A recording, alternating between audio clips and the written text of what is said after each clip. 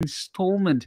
So we just want to say good afternoon and welcome to the Fast Lane, Professor. Afternoon. And- You Afternoon. Thanks. sorry? Can you hear me? Yes. Afternoon, and thanks for the invitation.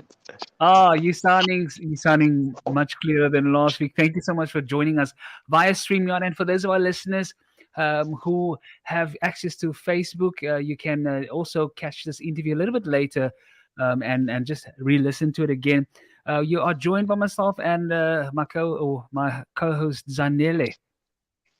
Oh, yes. Good afternoon, Professor. So excited to be talking to you today on the Fast Lane. Yeah, the fast lane is very exciting for me as well. Thanks, Annabi. So Great. I'm going to get straight into it, Professor. What are some of the statistics of obesity in kids? Thanks. It's such a big issue that I think everyone must really start taking it a bit more seriously as well, because obesity in children has so many repercussions. And the thing is, as you're asking, what the numbers are, when we look at data, we're trying to assess the weight, the BMI, which is the body mass index, which is weight over height, and the waist circumference of children. These are relatively inefficient ways of doing it, but they're very easy. That's why we use them a lot. Ideally, if we had all the money in the world, we'd be measuring the amount of body fat compared to the amount of muscle in the person. And that can change the numbers and the statistics for childhood obesity. But it's a broad figure. The data worldwide is somewhere in the region of between 13 and 30%. And unfortunately, South Africa falls mainly into the outer arc, into the 30% area, which means that 1 in 3 of our children is obese or overweight, which is a huge number. And it leads to so many side effects and problems that we need to take it a bit more seriously. Wow. Those are some scary statistics there. And then also, what are some of the long-term effects of obesity in kids? Yeah. I think the way to think about it is about first of all, that obesity is a chronic illness, similar to diabetes, similar to high blood pressure, similar to high cholesterol. And all of these things are significantly related to the obesity itself, because obesity actually is the fat that we have around our gut, which is called visceral fat, is actually causing chemicals to go into our bloodstream and cause damage to our blood vessels. And the thing is that if you consider 30 years ago, if a child under the age of 20, 25 was to be diagnosed with diabetes, type 2 diabetes, we'd have to publish in every journal because it was so rare. We're now seeing type 2 diabetes in children up at the age of 8 and 9, which is shocking, because the point is that if you get that, when you're considering diabetes or high blood pressure or high cholesterol, all of which are related to obesity, the problem is not so much about the sugar, the cholesterol, or whatever. It's about damage to your blood vessels, which then are going to lead to side effects in the future. And these side effects can include heart attacks, strokes, loss of limb, increased cancer risk, increased risk for stomach and other problems. All of them, all related to these conditions. And once you consider that one of the harbingers of all of these conditions is the obesity epidemic, it's what's caused our children to actually begin to develop these conditions, which are so life-threatening. Because eventually what's going to happen is that if, for example, you have a parent who had diabetes at the age of 40 or something, the side effects will only kick in maybe about 10, 15 years later. So at about 55. But if we have a child who's 10 years old and they have the same condition, even if it's on treatment, the problem is that they're going to be having the same problem 15 years later as well, but that'll be at 25. And then you can expect how the life expectancy is going to decrease. You're going to increase the risk of other issues, including, by the way, because I really want to make it clear that this is not about body shaming. Obesity is not a Mickey Mouse condition. So the point is that even the bullying, the feelings of shyness, the depression is also massively increased in patients who are obese. So I think, especially for childhood obesity, we as parents have to make a point of actually looking at it as a more serious condition, which needs to be addressed by lifestyle changes, by decreasing the amount of food. But remember, because our bodies are basically ready to, they want to increase the weight, that may not be sufficient. And so you need to assess that they do still need to be seen by a medical practitioner who has an interest in obesity, which should be every medical practitioner, from nurse to doctor to physio to occupational therapist. Oh, wow. Thank you so much, Professor. Prof, also maybe let's advise parents, what can they do to just to combat this disease? It's a very good question. The first step, we like prevention rather than cure. Prevention starts with ourselves as adults. We know that if you're an obese adult, be it male or female, doesn't matter, you increase your risk of a child having obesity as well. And it can be anywhere up to 50% increase. So the first thing, we have to take care of ourselves. If you are obese or overweight, remember, you have to get yourself checked out as well, because a lot of people just think it's willpower. The doctor is going to think I should work harder. The doctor looks at you and says, oh, this guy obviously doesn't want to lose weight. It's a vicious circle. So the first thing, look at ourselves. Next, once the child is born, remember to maintain a healthy diet. Make sure that you're not most children get more than enough exercise from whatever they're doing, playing or whatever, but also the numbers of calories. We know that for example, 30, 40 years ago, the average child in South Africa was consuming about one high caloric intake of food or drink, be it a sticky bun or a soft drink, about once a week. The average child in South Africa currently takes in between 3.5 and 4 of these per day.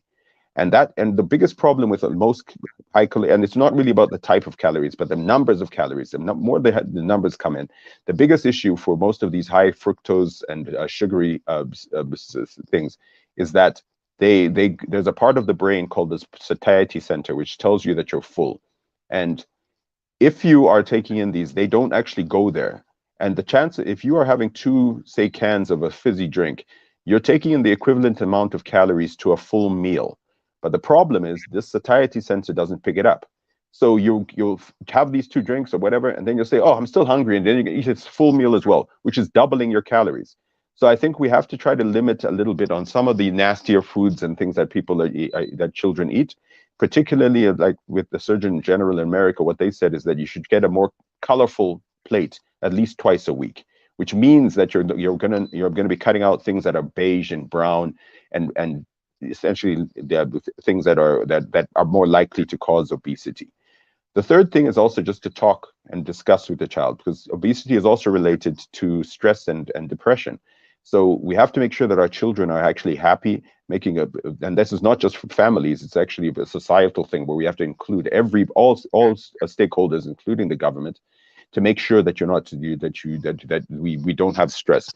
The fourth one is to avoid bad habits in front of children as well. They learn from you as well, be it from smoking to drinking excessively, to arguing and getting unhappy with people.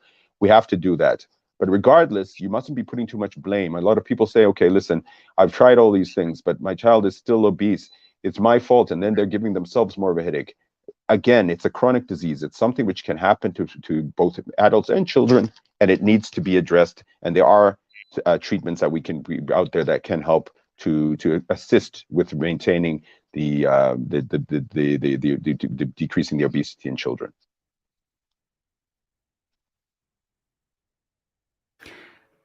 Oh, wow. Thank you so much, Professor. Thank you so much for that. But then I also want to know, maybe if you can give us, if you've got some ideas for lunch boxes for parents that they can perhaps use. Oh, yeah. That's actually one of the biggest issues that we have as practitioners for obesity. I think it's such a great option, just to take a step back, that government schools do supply at least one full meal to children per day, which is so important for their development, so important for making sure that they actually can go to school, so important for so many aspects. But the biggest problem with those meals, and probably most of the lunch boxes that parents who are going to private schools have, is that you're not putting the appropriate types of food into there. We have to look at a more colorful box, and we also have to make sure that we cut back, particularly on ultra-processed foods. Ultra-processed foods, these are things like salamis and cold meats, some of the cheeses that are out there as well. There's some other aspects as well that you can see that. But I think a fresh meal is more important. And the big reason why processed foods are such a big issue is because we know that they actually contribute to obesity by various aspects. One of them is by making sure, like I said about the satiety center, that it doesn't recognize that as real food, and so it's still hungry. It changes what we call the gut microbiome, which is the bacteria in your butt. Most of them are good guys. They're trying to help to prevent you from overeating, to decrease your body fat, and those can be dysregulated by that. And also, there's so many other aspects, such as the advertising that goes on. So if I was to make it simple, I would say that what you should be looking for is probably getting the leftover cooked meal that you did the night before, maybe chicken, and make a chicken sandwich with that rather than cold meat. Put a bit of tomato there, put a few veg. Make sure that they would drink, the best drink for them to take is actually water. Water is by far the best drink. Even the diet drinks and stuff also do have some issues when it comes to diabetes, because they also have an effect on the gut microbiome. But they are still better than for obesity, at least when it comes to then the full sugary drinks. But then again, fruit and veg, those are the way to go. A bit of fat, especially olive oil, if you have olives and things in there, that's excellent. And then just try to use the leftover food from the night before. When it comes to the government, just to be quick, I think the government has to be more proactive about getting rid of a lot of these nasty foods in our lunch boxes for children at school as well. And that includes possibly subsidizing the thing, because I mean, it's more expensive to buy a nice small piece of fish than it is to get a burger from a fast food joint. It's not appropriate. And I think we need to start seeing that this is actually going to impact us in the long term and actually destroy our future generations if we don't take a lead on this. Professor, also, how do you then have a conversation with your child about their weight? Yeah. That's the thing that most parents struggle the most with. And I think it is a very difficult thing. Each person knows their own children better, so they know a little bit about what their discussions should be. But I think the best way to approach it is to come forward and say, listen, I think, how are you feeling? Ask them what they think about their weight. Often, 90% of the time, the child will know that there's a problem, and they'll say there's this issue. They might say, oh, no, it's because you're all so big. They might say, no, because I'm big boned. All of this is relevant in some ways. But the point is, I think once we've established and you say, listen, I'm introducing the fact that I think you're a bit overweight. I know that we've trying the diet. We've all been trying, and we're battling a little bit. But the point is, this is actually a chronic condition. It's something which some people have it, some people don't. But the point is, a large proportion of people do. So do you want something to be done about this? And I can tell you the majority will say yes. There's some who won't, and that's their business. But you can also just still explain that, listen, the weight circumference and that sort of thing can lead to problems in the future. I don't want you to be getting to the point like me, who has diabetes. I'd prefer if we could prevent it. Then you don't have to be taking these injections every day. So do you want us to get it addressed? Then go back to the basics, the diet, exercise, and that sort of thing. But then do take them to a pediatrician or to your GP or whoever's interested, which is, like, as I said, almost every medical practitioner. Have a discussion, because there are therapies which are now approved and guideline approved to actually help to prevent people from regaining the weight that they often will lose for a short period of time when they try just basic behavioral modifications. And these, in the broader term, are just two. There's some surgical options where we make the stomach smaller and change the amount of food that patients can absorb. And then there's some medications. There are only 2 registered in South Africa currently. One is an injection, which is twice a day, and another one is a tablet, which is twice a day. There are other ones on the market. Most of them are very safe, including the surgery. And if it is necessary, particularly if you're a very obese child with any sort of comorbidities, diabetes, hypertension, it's approved. Even when medical schemes, they will pay for the treatments that are necessary. Oh, wow. Oh, wow. This is so important. Professor, all I want to say is thank you so much. Thank you. I'm looking forward to next week as well. It's always exciting and very informative. Thank you, and have a wonderful day further. You too, dear. Thank you. Yeah, thank you so much for joining us. Do you mind telling Thanks, us bro. what we'll cover next week? I'm not going to be. I think what I'll do is we'll be sending it in. That the point is, I think we're probably going to look more a little bit at the treatments and how we can address the mental aspects of children and adults when it comes to obesity and overweight. Wow, Wow. awesome. Looking forward to that. Thanks, bro. Okay. Thank you. Bye. Bye. Bye-bye. Thank you. So that was The Professor Hey Sports Mutambirwa. Report on the Fast Lane. Let's take a look at the sports news. The Proteas have